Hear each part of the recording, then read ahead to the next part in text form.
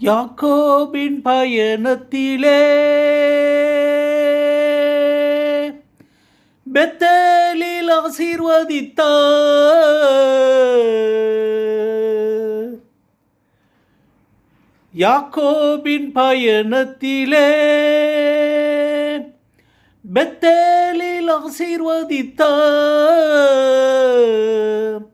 பசிமறந்த தூக்கத்திலே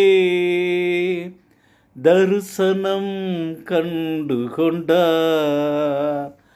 பசிமறந்த தூக்கத்திலே தரிசனம் கண்டு கொண்டார். அவர்கள் தடையை நீக்கி கடந்து செல்கின்றார். சேனைகளின் கர்த்தர் அவர்.